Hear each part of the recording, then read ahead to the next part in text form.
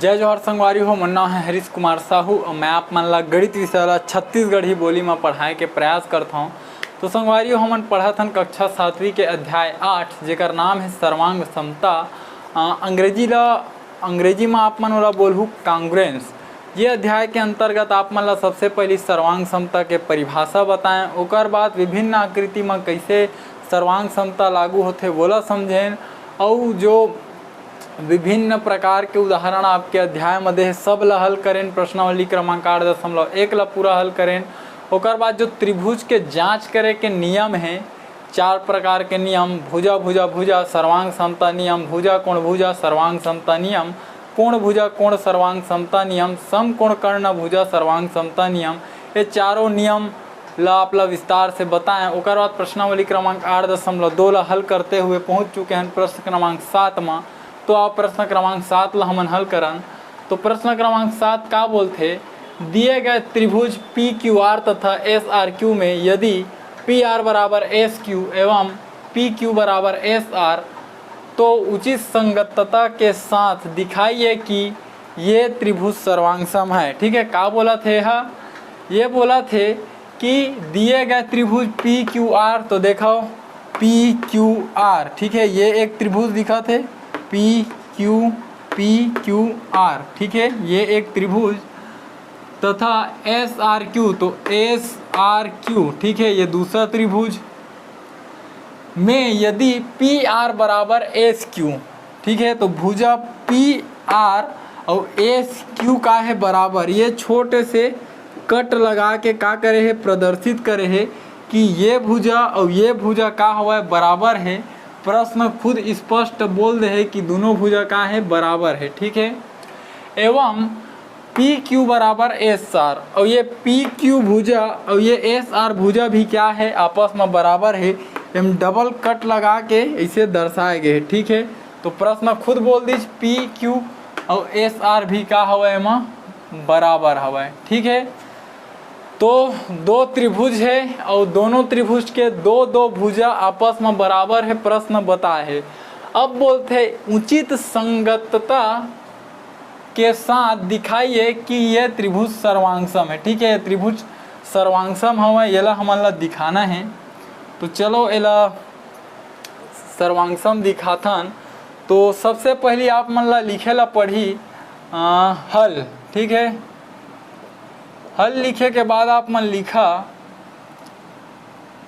यहाँ त्रिभुज कौन कौन से, पी क्यू आर तथा त्रिभुज एस आर क्यू में। ठीक है, ये दोनों त्रिभुज के ऊपर अब हमन बात करबो। ठीक है, तो प्रश्न खुद बोल दे है कि ये दोनों त्रिभुज में का बराबर है, तो पी आर और एस क्यू भुजा बराबर है। देखा हो मेरा, तो पी आर और एस क्यू भुजा का हुआ बराबर है। कैसे बराबर है, तो प्रश्न खुद बोले है प्रश्नानुसार। ठीक है, चित्र भी में दर्शा है। और का बोले है पी क्यू और एस आर भुजा भी का है बराबर, यहू कहाँ ले प्रश्नानुसार। ठीक, और साथ ही हाँ बराबर है हो। अब देखा कि ये त्रिभुज में जब आप मन भुजा मन के नाम लिखा, तो जिसे त्रिभुज पी क्यू आर के बात करूँ, त्रिभुज पी क्यू आर, ठीक है, में और त्रिभुज एस आर क्यू में। ठीक है, चलो भुजा मन के नाम लिखाओ। एक भुजा का नाम हो गए पी आर, ठीक है, पी आर, और एक भुजा का नाम हो गए पी क्यू, एक भुजा का नाम हो गए क्यू आर। ठीक, इति देखो एक भुजा का नाम हो गए एस क्यू, एक भुजा का नाम एस आर, फिर ये वाला के क्यू आर। तो देखा हो ये में का हुई कि क्यू आर भुजा जो है दोनों त्रिभुज मावा थे। ये वाला जो नीचे के भुजा आप मन देखा था, जब आप मन हाँ पी क्यू आर त्रिभुज बोले हो तो भी का हुई, ये वाला भुजा है, ये वाला स्वरूप त्रिभुज मैच और जब आप मन हाँ एस आर क्यू बोला तब भी ये भुजा हा गिनावत है। तो ये भुजा हा दोनों त्रिभुज पर लागू हुआ थे। ठीक है, तो का होई कि दोनों त्रिभुज में जो क्यू आर भुजा है ओकर मान का रही बराबर रही। का बर यदि एकर मान 5 सेंटीमीटर लिखूं तो त्रिभुज पी क्यू आर में भी क्यू आर के मान कतका रही 5 सेंटीमीटर, और त्रिभुज एस आर क्यू में भी एक क्यू आर के मान कतका रही 5 सेंटीमीटर। तो दोनों त्रिभुज पर का हो गए ओकर मान बराबर हो गए। एकर सेती वो भुजा का है उभयनिष्ठ भुजा है। का बर उभयनिष्ठ है, का बर दोनों त्रिभुज में वो भुजा के उपयोग हुआ थे निर्माण में। ठीक है, तो क्यू आर बराबर क्यू आर में लिख दो कि यह उभयनिष्ठ भुजा है। एकर सेती ये का हो गए बराबर हो गए। ठीक, तो आप मन देखा कि तीन त्रिभुज के तीनों भुजा का हो गए बराबर हो गए।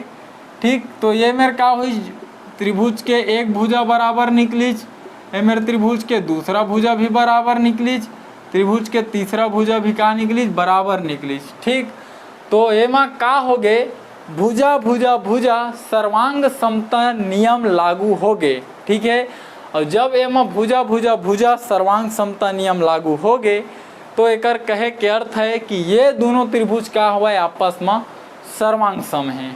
ठीक, तो ये मेरे स्पष्ट आप मन लिख दहा कि स्पष्ट है कि दोनों दिए गए दोनों त्रिभुज भुजा भुजा भुजा सर्वांग समता नियम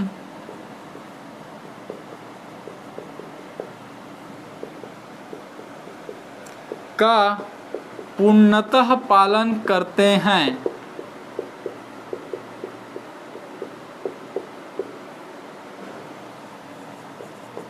अतः ये दोनों त्रिभुज क्या होंगे सर्वांग सम।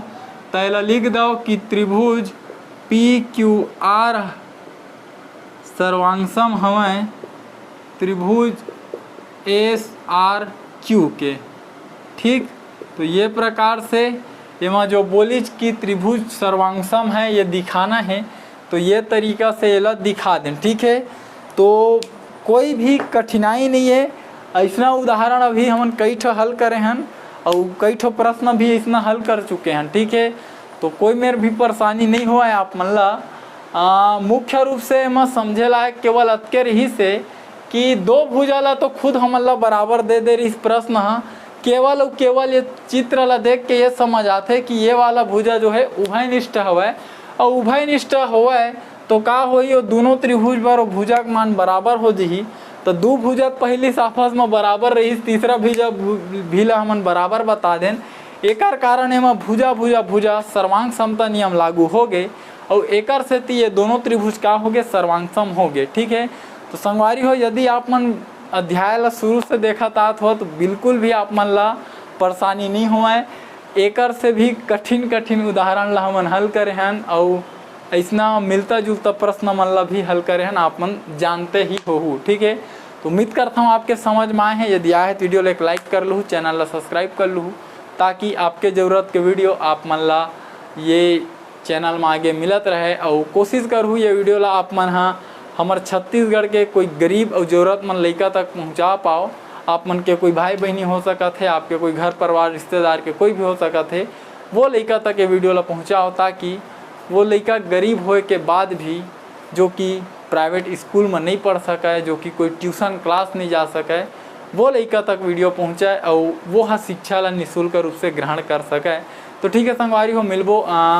ये तो अंतिम आपके प्रश्नावली के प्रश्न रही से। एक बाद एक वीडियो बनी जो पाठ के सारांश होते, जो महत्वपूर्ण बिंदु होते, जो हमने सीखा के नाम से आपके पुस्तक में दिए रही थे, ओकर ऊपर भी मैं वीडियो बनाता हूँ।